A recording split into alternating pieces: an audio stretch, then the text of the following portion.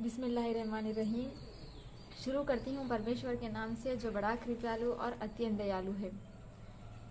Concept of God, अल्लाह का तसव्वुर मुख्तलिफ मज़ाहिब में, अभी स्पेशली हिंदुइज़्म एंड इस्लाम की मैं बात करूँगी। अगर हम किसी मुसलमान से खुदा के बारे में पूछें, अल्लाह के बारे में पूछें, या पूछें कि आप कितने परमेश्वरों, कितने ईश्वरों की आप भक्ति करते हो, आप प्रशंसा करते हो, तो हर एक मुसलमान एक ही जवाब देगा कि हम सिर्फ एक निराकार परमेश्वर को पूछते हैं। अगर हम यही सवाल किसी हिंदू से करें कि हिंदुइज्म में कितने भगवानों को, कितने परमेश्वरों को माना जाता है, कितने गॉड्स को माना जाता है, तो हमको डिफरेंट आंसर्स मिलेंगे। तो इसी के आधार पे अगर हमें किसी भी धर्म के बारे में जानना है, तो अगर हम उस धर्म के मानने वालों को पूछेंगे, फॉर एग्जाम्पल अगर हमें इस्लाम के बारे में जानना है, तो अगर हम मुसलमान से इस्लाम के बारे में जानने के लिए मुसलमान से बात करेंगे, तो मुसलमान उतनी ही इन्फॉर्मेशन दे सकेगा जितना उसको नॉलेज है। अगर आप मुझसे इस्लाम के बारे में पूछोगे, तो मैं फिर आपको उतनी ही नॉलेज प्रोवाइड करूँगी जितनी मुझे नॉलेज है, जितनी मुझे इन्फॉर्मेशन है, जितनी मुझे नॉलेज है, मैं आपको उतना ही बोल सकूँगी। अगर आप हिंदुइज़्म के बारे में जानना चाहते हो और आप हिंदूज से पूछोगे, तो उनके पास जितनी नॉलेज, जितनी इन्फॉर्मेशन है, वो उतना ही आपको बता पाएंगे। इसलिए किसी भी धर्म को जानने के लिए सबसे इजी एंड परफेक्ट रास्ता ये है कि हम उस ग्रंथ को पढ़ें जो उस धर्म में के मानने वाले समझते हैं कि ये ग्रंथ सिर्फ हमारी है। जैसे कि अगर हिंदुइज़्म को जानना है तो गीता को पढ़ें, अगर इस्लाम को जानना है तो कुरान शरीफ को पढ़ें। अगर हम इन ग्रंथों को पढ़ेंगे तो हमारे जो भी डाउट्स है, जो भी क्वेश्चंस है उस धर्म को लेके, वो क्लियर होते जाएंगे, और आने वाले जो डाउट्स हैं, जो भी कॉन्फ्लिक्ट्स हैं, साथ ही साथ वो भी क्लियर होते जाएंगे। तो इसी तरह अगर हमें ये जानना है कि हिंदुइज़्म में ईश्वर के बारे में क्या कहा गया है, परमेश्वर की क्या क्वालिटीज़ बताई गई है, तो हमारे लिए सबसे आसान एंड सबसे अच्छा परफेक्ट रास्ता है कि हम गीता को पढ़ें। तो अगर हम इसी चीज़ को इस्लाम के अकॉर्डिंग देखें कि इस्लाम में अल्लाह का क्या तसव्वुर है, अल्लाह के बारे में क्या कहा गया है, तो एक सूरह अखलास है, सूरह नंबर 112। इसमें ईजीली, क्लियरली हम परमेश्वर का कॉन्सेप्ट हमें मिल जाएगा। तो कुरान शरीफ सूरह इखलास सूरह नंबर 112 आयत नंबर 1, 2, 3 एंड 4 है। बिस्मिल्लाहिर्रहमानिर्रहीम। कुल वल्लाहु अहद, कहो कि अल्लाह एक है। अल्लाहु समद, वो बेनियाज है, यानी कि वो इंडिपेंडेंट है, वो किसी का मोहताज नहीं है, सब उस पर डिपेंड करते हैं, सब उसके मोहताज हैं। लम यलिद वलम युलद, यानी कि ना इसकी कोई औलाद है और ना वो किसी की औलाद है। मतलब अल्लाह ने ना जन्म लिया है, अल्लाह ने ना किसी को जन्म दिया है। वलम यकुल्लहु कुफुवन अहद, इसके जोड़ का कोई दूसरा नहीं है। सूरह इखलास सूरह नंबर 112 की ये 4 आयतें परमेश्वर की, अल्लाह की, क्रिएटर की, मालिक, खालिक, गॉड की क्वालिटीज़ बताने के लिए अगर हम एक शॉर्ट वे में जाएं, अगर हम एक शॉर्टकट में जाएं, तो फिर ये एक सूरह काफ़ी है परमेश्वर की क्वालिटीज़ को, परमेश्वर के कॉन्सेप्ट को क्लियर करने के लिए, जिसमें है कुल वल्लाहु अहद। पहले कहा जा रहा है कहो कि अल्लाह एक है। अल्लाहु समद, वो किसी का मोहताज नहीं है, वो बेनियाज है, वो इंडिपेंडेंट है, उसको किसी की ज़रूरत नहीं है। लम यलिद वलम युलद, ना उसकी कोई औलाद है और ना वो किसी की औलाद है। वलम यकुल्लहु कुफुवन अहद, इसके जोड़ का, उसके बराबर का, उसके अगेंस्ट, उसका कॉम्पिटिटर कोई दूसरा नहीं है। तो ये थी कुरान शरीफ की बात। अगर हम गीता में देखें कि कुरान अल्लाह के बारे में क्या कहा जा रहा है, परमेश्वर की क्या क्वालिटीज़ को बताई जा रही है, तो हम देखेंगे भगवत गीता के अध्याय 10 का श्लोक 3, जिसमें बताया जा रहा है यो माम जमनादिम चावेत्ति लोका महेश्वरम असमुद्धा सामर्थ्येषु सर्वपापहि प्रमुच्यते, कि जो कोई भी इंसान, जो भी व्यक्ति माँ मजा अनादिम, माम यानी कि मुझे, यानी कि परमेश्वर को, अजन्म यानी कि अजन्मा जो जन्म नहीं लेता, और अनादिम यानी कि जो कभी खत्म नहीं होता, जो हमेशा से था और हमेशा से रहेगा, जो मुझे अजन्मा समझता है, यानी कि मैं किसी की औलाद नहीं हूँ, मैंने कभी जन्म नहीं लिया, मैंने किसी से जन्म नहीं लिया। अनादिम यानी कि परमेश्वर की कभी मृत्यु नहीं होगी। जो कोई भी इंसान मुझे अजन्मा और अनादिम समझता है, चावेत्ती लोका महेश्वरम, लोका यानी कि ये दुनिया, ये ब्रह्मांड, महा यानी कि बड़ा, ईश्वरम यानी कि ईश्वर, जो मुझे अजन्मा अनादिम और इस ब्रह्मांड का बड़ा ईश्वर समझता है, एक ही बड़ा ईश्वर समझता है, वो ये सारे खत्म होने वाले इंसानों में, सारे फानी इंसानों में वो कभी धोखा नहीं खाएगा और वो अपने सारे पापों से मुक्त हो जाएगा। भगवद गीता अध्याय 10 श्लोक 3, यो माम अजमनादिम चावेत्ति लोका महेश्वरम असमुद्धा सामर्थ्येषु सर्वपापैः प्रमुच्यते। जो कोई भी इंसान मुझे अजन्मा अनादिम और इस पूरी दुनिया का एक बड़ा ईश्वर समझता है, वो कभी धोखा नहीं खाएगा और अपने सारे पापों से मुक्त हो जाएगा। अब इसके बाद अगर हम देखें भगवद गीता अध्याय 10 का श्लोक 8, अहम सर्वस्य प्रभाव मत्ता सर्वं प्रवर्तते इति मत्वा भजन्ते माम बुद्धा भावा समन्वितः। इसमें परमेश्वर के बारे में बताया जा रहा है कि मैं सबका रब हूँ, मुझसे हर चीज पैदा हुई है। इस तरह जो अक्लमंद ये जानता है वो बड़े ईमान और अकीदत के साथ मेरी इबादत करता है। जिस तरह हमें कुल हुवल्लाहु अहद सूरह इखलास में कहा गया था कि कुल हुवल्लाहु अहद कहो कि अल्लाह समद, वो बेनियाज है, वो इंडिपेंडेंट, सब उस पर डिपेंड है, वो किसी पे डिपेंड नहीं है। लम यलिद वलम यूलद, ना उसने किसी को जन्मा है, ना उसने जन्म लिया है, ना उसने जन्म दिया है। गीता के अध्याय 10 श्लोक 3 में कहा गया है अजन्मा, जिसने जन्म नहीं लिया और उसके जोड़ का कोई दूसरा नहीं है। वलम यकुल लहु कुफुवन अहद, इसे बताया जा रहा है कि उसके जोड़ का कोई दूसरा नहीं है, वो पूरी दुनिया का महा ईश्वर एक ही है वो। अब यहाँ पे बताया जा रहा है मैं सबका रब हूँ, मैं सबका लिए समान हूँ। अब हमें गीता हिंदू मुस्लिम सिख ईसाई में कभी डिवाइड नहीं करती। गीता में नहीं कहा जा रहा कि मैं हिंदूज का हूँ, अगर हिंदूज हो तो इस भगवान में वो बिलीव रखें, अगर मुसलमान हो तो वो इसमें बिलीव रखें। ये सब चीज़ें तो हमने यहाँ इस ज़मीन पर इस दुनिया में बनाई हैं। वहाँ का निज़ाम यहाँ के निज़ाम से बहुत अलग है। तो यहाँ बताया जा रहा मैं सबका रब हूँ, मुझसे हर चीज़ पैदा हुई है, मैंने सबको बनाया है, मैं सबका रब हूँ, मैं सबका रब हूँ, मैंने सबको बनाया है। और जो बुद्धिमान, जो अक्लमंद ये जानता है, वो बड़े भक्ति के, वो बड़े अकीदत, बड़े बिलीफ के साथ मेरी भक्ति करता है, परमेश्वर की भक्ति करता है। इस तरह परमेश्वर हमें गीता के अध्याय 10 के श्लोक 8 में बोल रहे हैं। अब जहाँ पर गीता में बताया गया है कि जो परमेश्वर है वो सबका रब है, जहाँ गीता ने हिंदू मुस्लिम सिख ईसाई में हमें डिवाइड नहीं किया, हम कुरान में देखते हैं कुरान में क्या कहा गया है। कुरान शरीफ की एक सूरा है सूरह अल-इमरान, सूरा नंबर 3 आयत नंबर 109 में कहा गया है वलिल्लाहि मा फी समावाति व मा फिल अर्ज़ व इलल्लाहि तुरजउल उमूर। इसमें अल्लाह ताला हम सबसे कह रहे हैं कि आसमानों और ज़मीन में जो कुछ है अल्लाह ही का है और इसकी तरफ तमाम मामलात लौटाए जाएंगे।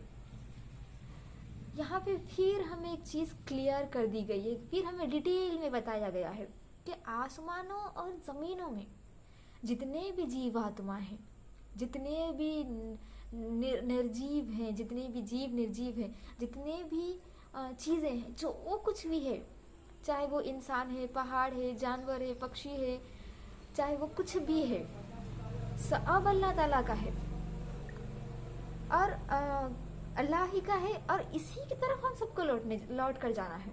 यानी कि ये जो हमारा जीवन है ये एक टेस्ट है, हम यहाँ पर एक टेस्ट देने के लिए आए हैं और ये टेस्ट होने के बाद फिर हम सबको उस एक निराकार परमेश्वर की तरफ लौट कर जाना है। परमेश्वर हमारे अंदर भेदभाव नहीं करता, हिंदू मुस्लिम सिख ईसाई, लंबा गिड्डा गोरा काला, ये सब वहाँ पर नहीं, भेदभाव नहीं। परमेश्वर के लिए तो सब सम्मान, एक सम्मान बराबर है। तो परमेश्वर यहाँ पे बोल रहे हैं कि आसमानों और ज़मीन में जो कुछ भी है वो सब एक अल्लाह ही का है, और फिर ये सब चीज़ों को अल्लाह ही की तरफ लौट कर जाना है।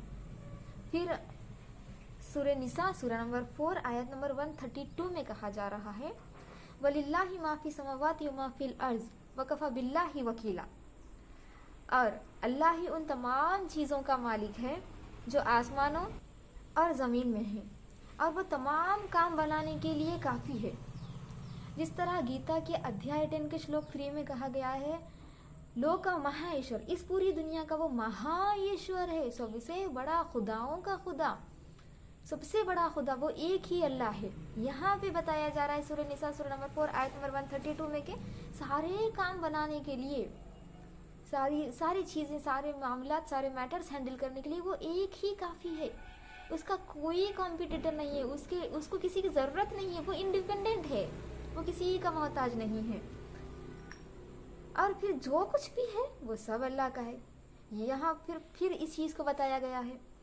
उसके बाद अगर हम सूरा नंबर 20 आयत नंबर 6 में देखें कुरान शरीफ की, इसमें कहा जा रहा है, लहु मा फी समावाति व मा फिल अर्ज़ि व मा बैनहुमा व मा तहतस सहरा। वो हर चीज़ का मालिक है, जो कुछ आसमानों में है और जो कुछ ज़मीन में है और जो कुछ ज़मीन के नीचे है।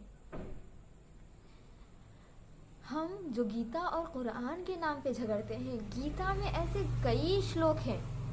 मैंने गीता पढ़ी है, मैंने कुरान पढ़ी है, मैं श्री गुरु ग्रंथ साहिब जी और बाइबल भी, उसका भी अध्ययन मेरा चल रहा है, कर रही हूँ। तो गीता में ऐसे कई सारे श्लोक है। गीता का एक श्लोक कुरान शरीफ के कई आयतों से सिमिलर है, और कुरान शरीफ की एक आयत गीता के कई श्लोकों से सिमिलर है। अगर हम गीता के अध्याय 10 का श्लोक 3 ये एक ही ले लें, इसमें परमात्मा को अजन्मा, अनादिम और पूरे लोक का माहेश्वर कहा गया है। ये हम 3 क्वालिटीज को परमेश्वर की ले लें तो हमें कुरान शरीफ में कई सारे रेफरेंसेस मिलेंगे।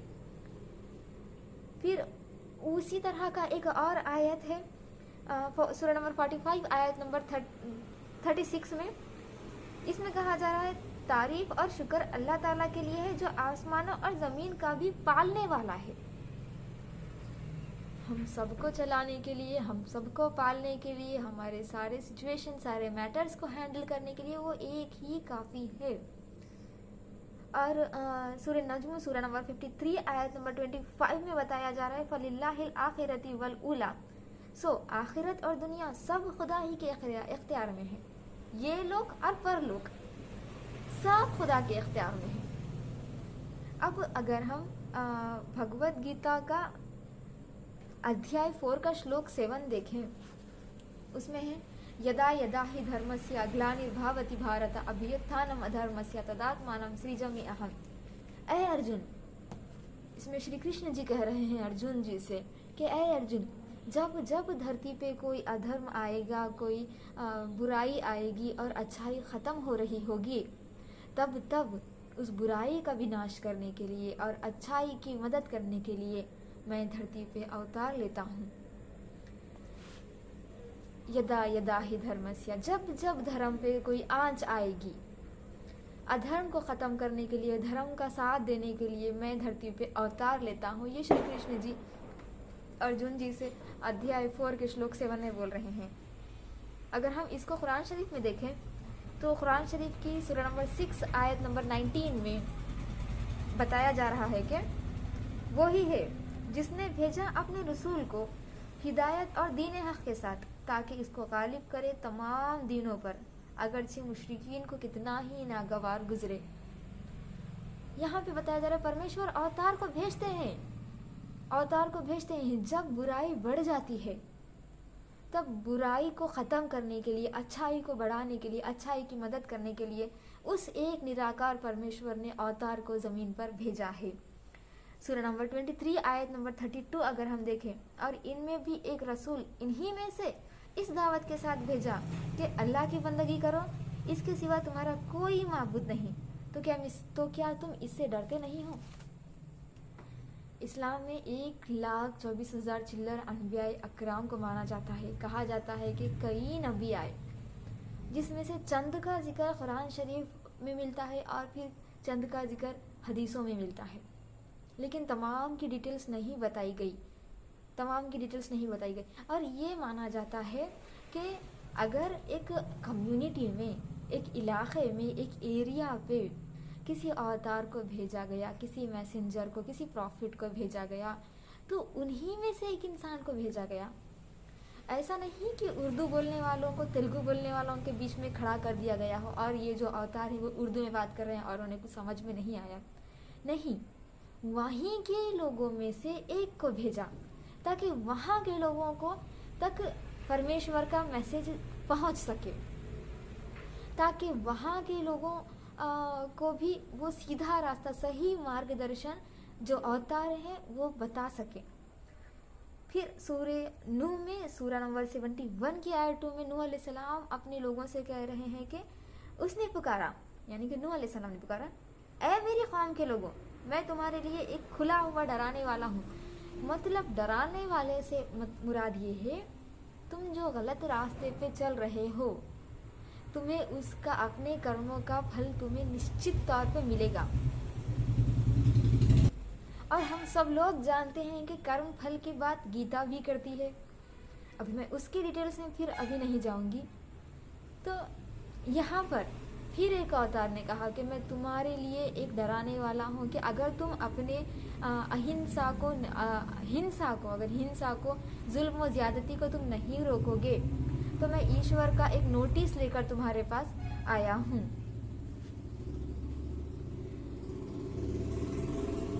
फिर इसी तरह ये जो यदा यदा ही धर्मस्य गीता के अध्याय 4 का श्लोक 7 है, अगर हम इसका रेफरेंस देख लें तो कुरान शरीफ में ये बात कई दफ़ा आई गई है कि जब जब धरती पे बुराई बढ़ती है और अच्छाई ख़त्म होती है, तब तक अच्छाई का साथ देने के लिए और बुराई का विनाश करने के लिए अवतार ज़मीन पर आए हैं। ये हमारी गीता भी कहती है और ये हमारी कुरान भी कहती है। फिर इसका अगर हम देखें तो सूरह माइदा सूरह नंबर 5 आयत नंबर 92 में भी मिल जाएगा। और फिर सूरह माइदा सूरह नंबर 5 आयत नंबर 99 में, सूरह हिज्र सूरह नंबर 15 आयत नंबर 10 में ये यदा ही धर्मस्या के रेफरेंसेस हमें कुरान शरीफ में मिल जाएंगे कि वो श्लोक और ये आयत एक दूसरे से सिमिलैरिटीज शो करती है। इसके बाद परमेश्वर की एक और क्वालिटी गीता हमें बताती है। ये है श्लोक नंबर 6 में, जिसमें कहा जा रहा है, एतद युनीनि भूतानि सर्वनीति उपधारया अहम कृष्णस्य जगातः प्रभावा प्रलयस्ततः। मेरी 2 ताकतों को जान लो, मैं सारे जानवरों को पैदा करने का और साथ ही साथ इनको मारने का जिम्मेदार हूँ। अब अगर कोई इंसान मुसलमान कहता है कि ए मालिक, ए खालिक, ए राज़िक, तो कोई ये नहीं कहता सुनने वाला कि ये 3 अलग अलग परमेश्वरों को पुकार रहा है। लेकिन अगर वही कोई हिंदू कह दे ए ब्रह्मा, ए विष्णु, ए शिवा, तो फिर सब यही कहते हैं कि ये 3 अलग अलग परमेश्वरों को पुकार रहा है। हालांकि ये 3 जो है डिफरेंट क्वालिटीज है, मालिक, राज़िक, खालिक। अब यहाँ पे परमेश्वर बता रहे हैं कि मैं ही सबको पैदा करता हूँ, जन्म देता हूँ, मतलब इस दुनिया में भेजता हूँ। मैं ही इस दुनिया को बनाने का जिम्मेदार हूँ और मैं ही सबको मृत्यु देता हूँ। मैं ही सबको मारने का भी जिम्मेदार हूँ। इस चीज़ को सूरह तौबा सूरह नंबर 9 आयत नंबर 116 में बोला गया है। यकीनन अल्लाह ही है जिसके कब्जे में सारे आसमानों और ज़मीन की सल्तनत है, और वो ज़िंदगी भी देता है और मौत भी, और अल्लाह के सिवा तुम्हारा ना कोई रखवाला है ना कोई मददगार। यहाँ पे कहा जा रहा है कि एक अल्लाह ही है जो जिंदगी भी देता है और मौत भी देता है, और उस एक परमेश्वर के सिवा तुम्हारा कोई मददगार नहीं है, तुम्हारा कोई रखवाला नहीं है। वही तुम्हारी रखवाली करता है, वही तुम्हें ज़िंदगी देता है, वही तुम्हें मौत देता है। और तुम अगर मदद को पूछोगे, मदद को जाओगे, तो उसी से मदद पूछो, वही तुम्हारी मदद करने वाला है। अगर वो ना करे तो फिर कोई तुम्हारी मदद करने वाला नहीं है। सूरह यूनुस सूरह नंबर 10 आयत नंबर 56 में कहा जा रहा है, वही जिंदा करता है और वही मौत देता है, और इसी के पास तुम सबको लौटाया जाएगा। फिर ये बात जो गीता में हमें बताई गई थी कि मेरी 2 ताकतों को जान लो, मैं ही सबको पैदा करने और सबको मारने का जिम्मेदार हूँ, यही कहा जा रहा है, ये यहाँ भी कहा जा रहा है। वही जिंदा करता है और वही मौत देता है, इसी के पास तुम सबको लौटाया जाएगा। फिर सूरह हिज्र सूरह नंबर 15 आयत नंबर 23 में बोला गया है, हम ही जिंदगी देते हैं और हम ही मौत देते हैं और हम ही सबके बारी से, सबके पालन पोषण हमारा ही रिस्पॉन्सिबिलिटी है, हम ही सब करते हैं। सूरह मोमिन सूरह नंबर 40 आयत नंबर 68 में बोला जा रहा है, वही है जो जिंदगी देता है और मौत देता है, और जब वो किसी काम का फैसला कर लेता है तो इसे सिर्फ इतना कहता है कि हो जा, तो वो हो जाता है। यहाँ पे बताया जा रहा है कि परमेश्वर इंडिपेंडेंट है, मतलब ये कि अगर वो कुछ करना चाहता है, वो किसी काम का फैसला करता है, डिसीजन लेता है, तो परमेश्वर बस इतना कहता है कि हो जा, तो वो हो जाता है। वो सबका मालिक है, वो महाईश्वर है, वो महाईश्वर है। उसको कोई काम करने की, अब खुद से कोई काम करने की जरूरत नहीं होती, वो बस कहता है कि हो जा, तो वो काम हो जाता है। और वही जिंदगी देता है, फिर वही मौत देता है। इसके बाद सूरह नंबर 50 आयत नंबर 43 में बोला जा रहा है, यकीन रखो हम ही हैं जो जिंदगी भी देते हैं और मौत भी, और आखिरकार सबको हमारे ही पास लौटना है। फिर सूरह 50 आयत नंबर 43 था। सूरह 57 आयत नंबर 2 में भी बोला जा रहा है, आसमान और ज़मीन की बादशाही इसी की है, वही ज़िंदगी बख्शता है और मौत देता है, और वो हर चीज़ पर पूरी कुदरत रखता है। भगवद गीता अध्याय 7 का श्लोक 24 है, अव्याक्तम व्याक्तिमा पन्ना मानी यंते मामा बुधायः परम भावम अजानंतो माम अव्ययम अनुत्तमम। कम अक्ल ना समझ लोग समझते हैं कि मैं पहले बेशक्ल था और अब मैंने इस शख्सियत को फर्ज किया है या इख्तियार किया है या अपनाया है, धारण किया है। वो अपनी कम बुद्धि की वजह से मेरी इस इमोर्टल और शानदार नेचर को नहीं समझ पाते। श्रीमद् भागवत गीता में बोला जा रहा है कि हर इंसान अपनी बुद्धि, अपने ज्ञान के अकॉर्डिंग ईश्वर के बारे में अलग अलग बातें करते हैं। अज्ञानी पुरुष, जिसको ज़्यादा ज्ञान नहीं होता, जो ज़्यादा बुद्धिमान नहीं होते, वो समझते हैं कि मैं पहले निराकार था और अब मैंने इस रूप को धारण किया है। वो अपनी अज्ञानता की वजह से मेरी इमोर्टल और मेरी शानदार नेचर को वो नहीं समझ पाते। कुरान शरीफ सूरह नंबर 37 की आयत नंबर 180 है, सुभान रब्बी का रब्बिल इज्जत यम्मा यसिफून। तुम्हारा परवरदिगार इज्जत का मालिक इन सब बातों से पाक है जो ये लोग बताते हैं।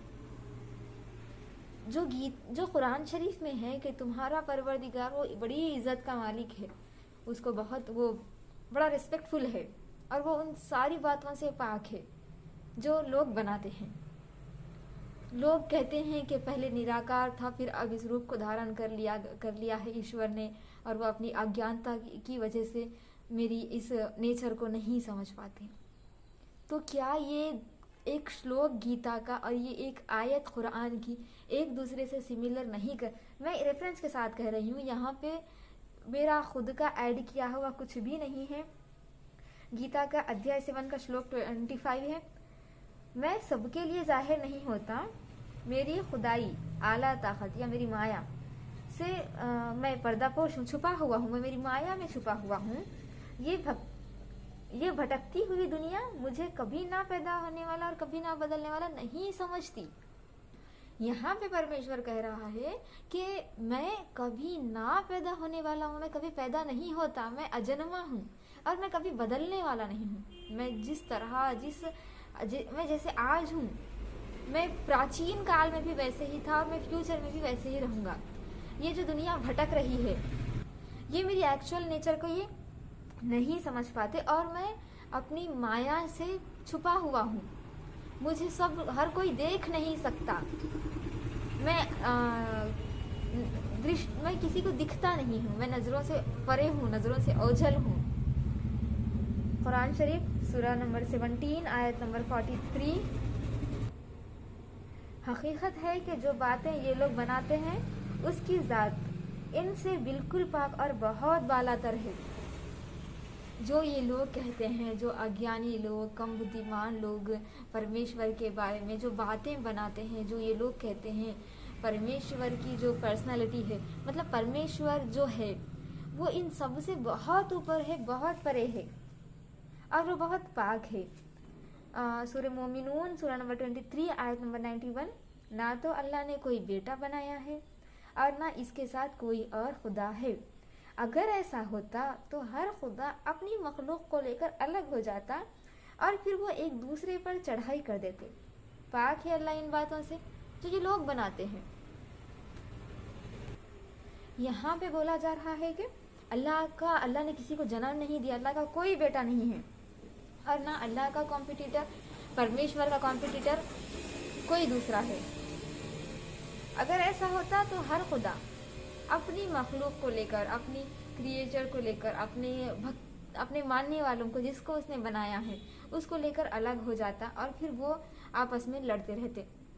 जिस तरह एक कंट्री में, अगर हम आज की बात ले लें, आज का एग्जाम्पल ले लें, तो जिस तरह एक स्टेट में 2 सीएम नहीं हो सकते, एक कंट्री में जिस तरह दो राजा, दो बादशाह नहीं हो सकते, अगर एक स्टेट में 2 सीएम होंगे तो वही आपस में लड़ेंगे।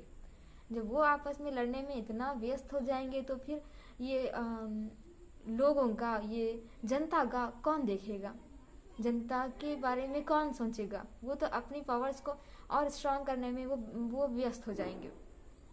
और एक मुल्क में, एक देश में 2 राजा नहीं रह सकते। तो जब अब यहाँ पे उसी बात को बताया जा रहा है कि अगर एक से ज्यादा परमेश्वर होते तो हर एक खुदा अपनी बनाई हुई मखलूक को लेकर, अपने लोगों को लेकर अलग हो जाता, तो फिर हम सब एक दुनिया में इस तरह मिलजुल कर नहीं रहते थे। और वो जो अगर अलग अलग परमेश्वर होते तो वो एक दूसरे से लड़ाई करना शुरू कर देते, वो एक दूसरे पर चढ़ जाते थे। फिर इसके बाद सूरह नंबर 39 आयत नंबर 4 में है, अगर अल्लाह ये चाहता कि किसी को औलाद बनाए तो वो अपनी मखलूक में से जिसको चाहता मुंतखब कर लेता, लेकिन वो पाक है इस बात से कि इसकी कोई औलाद हो। वो तो अल्लाह है, एक और ज़बरदस्त इख्तिदार का मालिक। अगर वो चाहता कि किसी को अपना औलाद बनाता तो वो जिसको चाहे वो बना लेता, लेकिन वो पाक है, उसकी कोई औलाद नहीं है। अब भगवद गीता अध्याय 7 का श्लोक 26 है, वेदाहम समातितानि वर्तमानानि चार्जुना भविष्यानि च भूतानि मां तु वेदाना कश्चन। यहाँ पर एक और क्वालिटी का पता चल रहा है। वो क्वालिटी कौन सी है? गीता का इस श्लोक का अर्थ है, ऐ अर्जुन, मैं माजी, हाल और मुस्तकबिल को जानता हूँ, लेकिन ये सारे इंसान कोई भी मुझे नहीं जानते। वो कह रहा है परमेश्वर के मैं पास्ट, प्रेजेंट और फ्यूचर को जानता हूँ, मुझे सब कुछ पता है, लेकिन मेरे बारे में, परमेश्वर के बारे में किसी को नहीं पता, परमेश्वर के बारे में कोई नहीं जानते। ये एक और क्वालिटी हमारे सामने आ गई ईश्वर की, कि वो भूतकालम, वर्तमान और भविष्य सब जानता है, लेकिन उसको कोई नहीं जानते। देखते हैं इस क्वालिटी के बारे में कुरान शरीफ हमसे क्या कहती है। कुरान शरीफ का सूरह बकरा सूरह नंबर 2 आयत नंबर 77 है कि क्या ये लोग जो ऐसी बातें करते हैं ये नहीं जानते कि अल्लाह को इन सारी बातों का खूब इल्म है, वो जो छुपाते हैं और जो वो जाहिर करते हैं। सूरह बकरा में कहा जा रहा है कि अल्लाह को हर उस चीज़ का, हर उस बात का ज्ञान है जो ये लोग, जो इंसान अल्लाह से छुपाते हैं। अल्लाह को वो भी पता है, परमेश्वर को वो भी पता है जो तुम छुपाते हो, और परमेश्वर को वो भी पता है जो तुम बताते हो। वो सबका ज्ञान रखता है, पास्ट, प्रेजेंट और फ्यूचर। जो तुम छुपाते हो और जो तुम बताते हो, सबका ज्ञान अल्लाह को है। फिर सूरह बकरा सूरह नंबर 2 की ही आयत नंबर 115 में बोला गया है, और मशरिक़ और मगरिब सब अल्लाह ही की है, लिहाजा जिस तरह भी तुम करोगे वही अल्लाह का रुख है। बेशक अल्लाह बहुत वसअत वाला, बड़ा इल्म वाला है। सूरह इमरान सूरह नंबर 3 आयत नंबर 98 है, कह दो कि ए अहले किताब, अल्लाह की आयतों का क्यों इनकार करते हो? जो कुछ तुम करते हो अल्लाह इस सब का गवाह है। जो कुछ तुम करते हो सब कुछ अल्लाह को पता है। फिर सूरा नंबर 15 आयत नंबर 86 है, यकीन रखो कि तुम्हारा रब ही सबको पैदा करने वाला और सब कुछ जानने वाला है। गीता के अध्याय 7 श्लोक 26 हमें बोल रहा था कि मैं सब कुछ जानता हूँ और मेरे बारे में कोई नहीं जानते। कुरान की आयत कह रही है कि तुम्हारा रब सबको पैदा करने वाला है, सब कुछ जानने वाला है। फिर सूरा नंबर 26 आयत नंबर 220 में कहा गया, यकीन रखो कि वही है जो हर बात सुनता, हर चीज जानता है।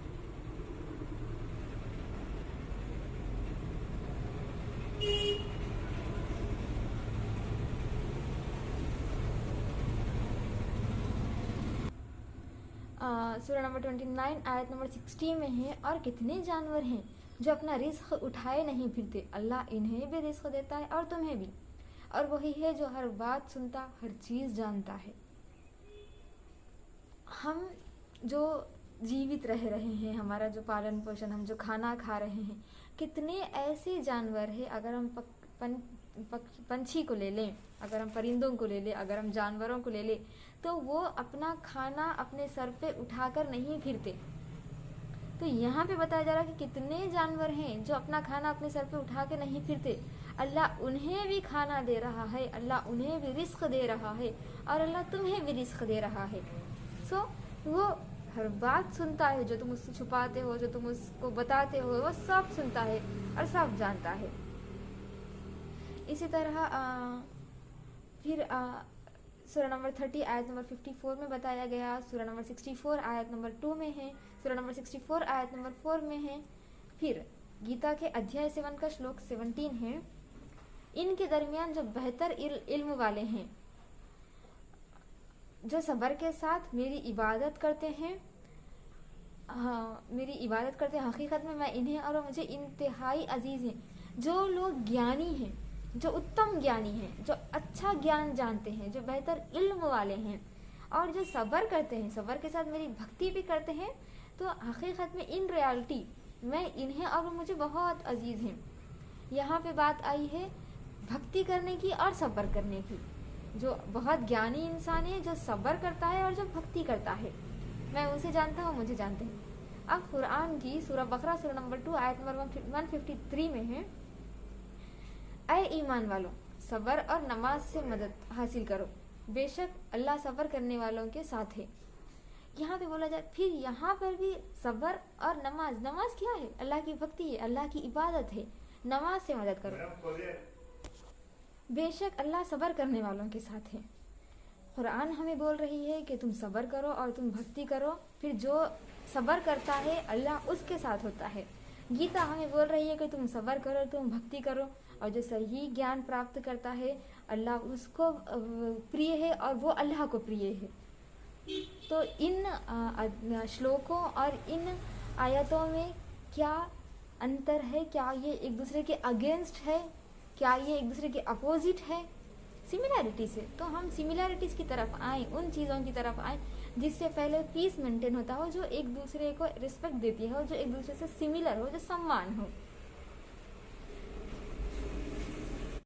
इसके बाद भगवद गीता का अध्याय 9 का श्लोक 4 हमें बोल रहा है कि माया ततमिदम सर्वम जगाद व्याक्त मूर्ति न मस्थानी सर्वभूतानि ना चाहम तेष अवस्थितम। ये सारी कायनात मेरी गैर जाहिरी शक्ल में, वो मेरा वो रूप जो दिखता नहीं है, गैर जाहिरी जो जाहिर नहीं होता, जो अपीयर नहीं होता, मेरे उस रूप में समाई हुई है। मुझ में सारे जानदार रहते हैं लेकिन मैं उनमें नहीं रहता। गीता के अध्याय 9 का श्लोक 5 है, नाचा मस्तानी भूतानी पश्यामि योगमेश्वरम सर्व नाचा मस्तानी भूतानी पश्यामि योगमेश्वरम भूत भिन्ना च भूतास्थो मामा आत्मा भूत भावना। मेरी खुदाई ताकत देखो, मैं खुद सारे जानदारों को बनाने वाला और इनको मेंटेन करने वाला हूँ, बरकरार रखने वाला हूँ, लेकिन मैं इन सारे जानदारों के अंदर नहीं रहता। मैं किसी भी जीवात्मा के अंदर नहीं रहता। मैं हर जीवात्मा को बनाता हूँ, हर जीवात्मा को बनाता हूँ, उसको मेंटेन करता हूँ, लेकिन मैं उनके अंदर नहीं रहता। फिर अध्याय 9 का श्लोक 15 है, ज्ञाना याजनेना चाप्यान याजन्तमाम उपासते एकत्वेन पृथक्त्वेन बहुधा विश्वतो मुखम। कुछ लोग पूरे ज्ञान के द्वारा मेरे कई तरीकों से मेरी भक्ति करते हैं। कुछ मुझे एक समझते हैं, कुछ मुझे पृथक पृथक रूप में देखते हैं, और यहाँ तक कि कुछ लोग मेरी सिर्फ ये दुनियावी रूप, मेरी रूपों की ही भक्ति करते हैं। तो यहाँ पर फिर बताया जा रहा है कि मैं तो एक ही हूँ, लेकिन कुछ लोग अपने अपने ज्ञान और अपने अपने तरीक़ों द्वारा मेरी भक्ति करते हैं। कुछ लोग अपने अपने हिसाब से, अपने अपने तरीक़ों से मेरी भक्ति करते हैं। ये चीज़ गीता में हमको क्लियर कही गई है कि परमेश्वर तो एक ही है और वो निराकार है, वो रूप नहीं है परमेश्वर का। वो अजन्मा है, वो अनादिम है, वो निराकार है, वो इस पूरे ब्रह्मांड का एक ही परमेश्वर है। वही जिंदगी देता है और वही मौत देता है। लेकिन हमारे भक्ति करने का तरीका अलग है। भक्ति करने का वे ऑफ, जिसको हम कहते हैं वर्शिप, हाँ, भक्ति करने का, वर्शिप करने का हमारे तरीके, हमारा मेथड अलग होता है, लेकिन हो सकता है, लेकिन परमेश्वर तो एक ही है।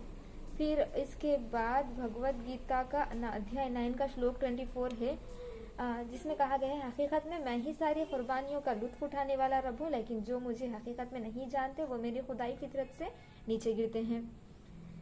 जो मुझे नहीं जानते वो पीछे रह जाते हैं, नीचे रह जाते हैं, इस दुनिया में ही यही के कामों में रह जाते हैं। अध्याय 9 का श्लोक 25, यान आसमानी देवताओं की इबादत करने वाला आसमानी देवताओं के दरमियान जाते हैं, पूर्वजों यानी कि बाप दादाओं की इबादत करने वाले पूर्वजों की तरफ जाते हैं, भूत प्रेत की इबादत करने वाले उनकी तरफ जाते हैं, और मेरी इबादत करने वाले मेरी तरफ आते हैं। फिर अध्याय 9 का श्लोक 29, समोहम सर्वभूतेषु नामि द्वेष्य स्थिना प्रिय ये भजन्ति तु मां भक्त्या मायते तु चाप्यहम्। मैं सारे जीवात्माओं के लिए, सारे जानदारों के लिए बराबर हूँ। मेरे लिए कोई दुश्मन नहीं है और ना मेरे लिए कोई अजीज है, कोई अप्रिय कोई प्रिया नहीं है। लेकिन जो लोग सच्चे मन से मेरी भक्ति करते हैं, मैं उनके अंदर हूँ और वो मेरे अंदर हैं। फिर इस तरह के और बहुत सारे श्लोक गीता में, जिस तरह अध्याय 10 श्लोक 12, अध्याय 10 श्लोक 15, अध्याय 10 श्लोक 20, अध्याय 11 श्लोक 39, भगवद गीता अध्याय 13 श्लोक 28, अध्याय 13 श्लोक 29, अध्याय 18 श्लोक 70। गीता में ये परमेश्वर की जो मेन क्वालिटीज़ बताई गई है वो ये, सबसे पहले तो ये है कि वो अजन्मा है, वो अनादिम है, और मतलब ये कि वो जन्म नहीं लेता, और उसकी मृत्यु नहीं है, फिर उसने किसी को जन्म ले, और उसके बराबर का, उसके कॉम्पिटिटर, उसका अपोजिट में, उसके अपोजिशन में कोई नहीं है। वो इंडिपेंडेंट है और वो इस पूरी दुनिया का एक का बनाने वाला भी वही है और इसको चलाने वाला, इसको मेंटेन रखने वाला भी वही है। और एक बहुत सी कॉमन चीज़ है कि जो लोग समझते हैं कि कुरान शरीफ में जो नॉन मुस्लिम्स है उनके साथ लड़ाई झगड़ा करने को कहा गया है, या फिर उनके साथ दोस्ती ना रखने को कहा गया है। ऐसी बहुत सारी मिसअंडरस्टैंडिंग्स, मिसकॉन्सेप्शंस इस्लाम और कुरान के बारे में हैं। तो उसके बारे में मैं ये कहूँगी कि कुरान शरीफ में एक सूरा है, सूरे काफिरून, जिसमें परमेश्वर साफ लफ्ज़ों में बोल रहा है कि जिसकी तुम भक्ति करते हो, ये नॉन मुस्लिम्स के बारे में है कि जिसकी तुम भक्ति करते हो उसकी मैं भक्ति नहीं करता, यानी कि मुस्लिम, और जिसकी मैं भक्ति करता हूँ उसकी तुम नहीं करते। फिर ऐसा भी फ्यूचर में नहीं होने वाला कि जिसकी तुम करते हो उसकी मैं नहीं करने वाला हूँ, और जिसकी मैं करते हो उसकी तुम भी नहीं करने वाले हो। इसीलिए बेहतर ये है, बेस्ट वे ये है, पीस मेंटेन करने के लिए ये सबसे बेस्ट तरीका है कि तुम अपने रास्ते रहो, तुम अपना जीवन जियो, मैं अपना जीवन जीता हूँ, तुम अपने रास्ते, मैं अपने रास्ते। तो यहाँ पे कहीं भी लड़ाई झगड़े को नहीं इम्पोर्टेंस दी गई, नहीं बढ़ाया गया। अगर गीता से हटके हम बात करें उपनिषद और वेद की, अगर एक विदाउट रेफरेंस, अगर एक डिफरेंस बोलना हो गीता और कुरान में, या फिर हिंदुइज्म एंड इस्लाम में अगर एक डिफरेंस बोलना हो विदाउट एनी डिफरेंस, यहाँ पर ये आता है कि इस्लाम में मतलब मुसलमान, ये फिर मुसलमान एक अलग, खैर इस्लाम में ये चीज़, ये कॉन्सेप्ट है कि सब कुछ खुदा का है, सब कुछ खुदा का है। और हिंदुइज्म में ये है कि सब कुछ खुदा है, मतलब बहुत सारे जीव जंतुओं में, जो बहुत सारे जीवात्माओं में वो लोग ये समझते हैं कि इनके अंदर परमेश्वर रहता है इसकी। तो ये एक कॉमन चीज़ हम ये डिफरेंस के तौर पे इसको बोल सकते हैं। अगर इसके अलावा हम देखें तो यहाँ पर है अथर्ववेद खंड 13 सूक्त नंबर 4 मंत्र नंबर 16, 17, 18, 19, 20 एंड 21। इसमें हमें ये कहा गया है न द्वितीयो न तृतीयो न चतुर्थो न प्युच्यते पंचमो न षष्ठः सप्तमो न प्युच्यते नाष्टमो न नवमो दशमो न प्युच्यते तमिदं निगतं साह स एष एक एव। तो इसमें बताया जा रहा है ना द्वितीयो न तृतीयो न चतुर्थो न प्युच्यते पंचमो न षष्ठः सप्तमो न प्युच्यते नाष्टमो न नवमो दशमो न प्युच्यते तमिदं निगतं साह स एष एकवृत एक एव।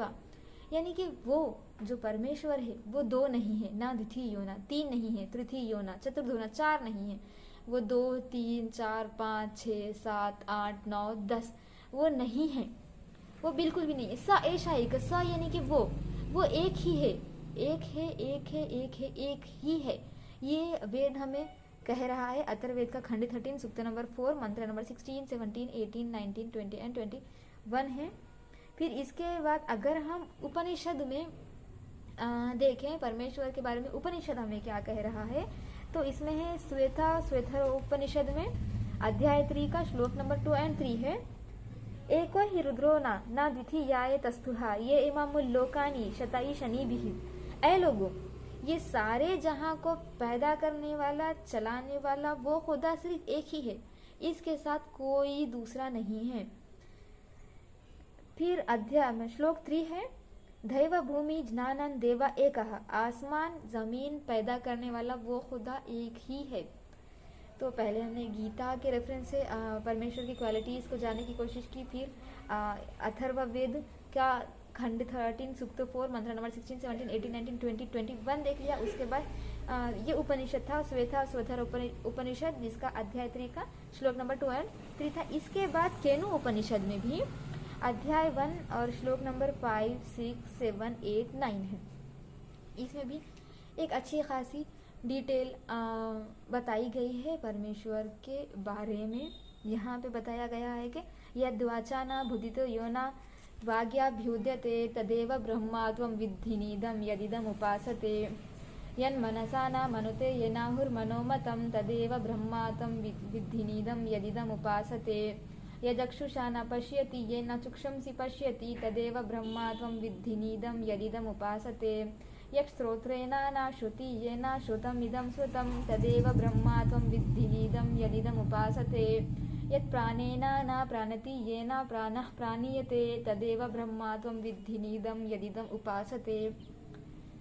तो जिस तरह के अभी YouTube पर हम लोग 5000 प्लस एक फैमिली जुड़ चुकी है, जिसमें नो मैटर के आपका एरिया कौन सा है, आपका रिलीजन कौन सा, धर्म कौन सा है, आप किस में बिलीव करते हो, आप किस में नहीं बिलीव करते, या फिर मेरा गीता पढ़ना, गीता का प्रचार करना। और कुछ लोग नहीं, मैं ये कह सकती हूँ कि बहुत सारे मुसलमान ऐसे हैं जो इस्लाम को नहीं जानते, और बहुत सारे हिंदू सनातन धर्मी ऐसे हैं जो सनातन धर्म को नहीं जानते। और फिर यहाँ पर कुछ लोग ऐसे हैं जो जानते ही नहीं हैं, और कुछ लोग ऐसे हैं जो जानते हैं लेकिन गलत जानते हैं, मतलब मिसअंडरस्टैंडिंग से होते हैं। तो मेरी ये एक छोटी सी कोशिश है मिसअंडरस्टैंडिंग्स को क्लियर करने की। कुछ मुसलमान इस्लाम के बारे में ही गलत जानते हैं। इसमें तो बहुत सारे, अगर हम देखें तो कैटेगरीज बहुत सारे आते हैं कि कुछ मुसलमान इस्लाम को नहीं जानते, कुछ मुसलमान इस्लाम के बारे में गलत जानते हैं, कुछ मुसलमान हिंदू धर्म को नहीं जानते, कुछ मुसलमान हिंदू धर्म के बारे में गलत जानते हैं। फिर कुछ सनातन धर्मी सनातन धर्म को नहीं जानते, कुछ सनातन धर्मी सनातन धर्म के बारे में गलत जानते हैं, और कुछ सनातन धर्मी या फिर जिसको हम हिंदूज कह सकते हैं इस्लाम को नहीं जानते, और कुछ लोग सनातन धर्मी या फिर हिंदूज इस्लाम के बारे में गलत जानते हैं। तो इन 8 कैटेगरी के लोगों में, जो चाहे वो कोई भी धर्म हो, इस्लाम हो या हिंदुइज्म हो, इसको नहीं जानते या फिर इसके बारे में गलत जानते हैं। तो मैं एक छोटा सा कोशिश, छोटी सी मैं प्रयत्न कर रही हूँ इस मिसअंडरस्टैंडिंग्स को दूर करने की, और जो भी थोड़ा बहुत मुझे ज्ञान है उस ज्ञान को फैलाने की। तो एक अच्छी खासी संख्या में हम लोग अब जुड़ चुके हैं। तो हाँ, अभी ये जो मैंने केनो उपनिषद का श्लोक पढ़ा है, अध्याय 1 श्लोक 5, 6, 7, 8, 9, तो ये आप लोगों के लिए, अगर मैं सादे अल्फाज में कहूँ तो एक होमवर्क है। आप लोग देखिए, केनो उपनिषद खोलिए, अध्याय 1 का श्लोक 5, 6, 7, 8, 9 खोलिए और उसका एक अध्ययन कीजिए। मैंने श्लोक तो पढ़ा है, इसके मीनिंग आप लोग मुझे कमेंट करके बताइए कि केनो उपनिषद का अध्याय 1 श्लोक 5, 6, 7, 8, 9 हमको क्या कह रहा है परमेश्वर के बारे में।